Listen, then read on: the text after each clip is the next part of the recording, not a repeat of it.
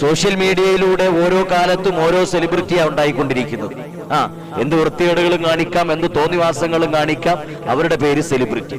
അവരെ പൊക്കിയെടുത്തുകൊണ്ട് നടക്കുന്നു, കട ഉദ്ഘാടനം ചെയ്യിപ്പിക്കുന്നു, ഷോപ്പ് ഉദ്ഘാടനം ചെയ്യിപ്പിക്കുന്നു. ഇസ്ലാം മത വിശ്വാസികളെ സംബന്ധിച്ചിടത്തോളം അവരുടെ പിറകെ പോകലല്ല നമ്മുടെ പണി, അത് നമുക്ക് ചേർന്ന പണിയല്ല. അള്ളാഹു നമ്മളെ കാത്തിരക്ഷിക്കട്ടെ, അള്ളാഹു നമുക്ക് ഈമാൻ തന്ന് അനുഗ്രഹിക്കട്ടെ. നമ്മുടെ സെലിബ്രിറ്റി ഒരേ ഒരു നേതാവ് ഹബീബായ മുഹമ്മദ് മുസ്തഫ. ഒരു കാലത്ത് മാത്രം പുഷ്പിക്കുന്ന പൂ പോലെ ആകേണ്ടവരല്ല സെലിബ്രിറ്റികൾ. അവരിൽ നിന്നും നന്മകൾ ഉണ്ടാകണം, അവർ മാതൃകയാകേണ്ടതുണ്ട്. അവരുടെ മോശമായ പ്രവർത്തനങ്ങൾ കണ്ട് സന്തോഷിക്കേണ്ടവരല്ല, അവരെ പിന്തുടരേണ്ടവരല്ല. ഈ അടുത്ത കാലത്തായി എന്തെല്ലാം കോപ്രായങ്ങൾ കാണിക്കുന്നവർ, ഡ്രസ്സ് ഉരിഞ്ഞിട്ട് കാണിക്കുന്നവരെ വരെ സെലിബ്രിറ്റികളാക്കി അവരെ കൊണ്ടുവന്ന് നമ്മുടെ ആൾക്കാരുടെ കടകൾ ഉദ്ഘാടനം ചെയ്യിപ്പിക്കുക, ഷോപ്പ് ഉദ്ഘാടനം ചെയ്യിപ്പിക്കുക, വീട് പാലുകാഴ്ച നടത്തിക്കുക, എന്തൊക്കെയാ ചെയ്യിക്കുന്നത്.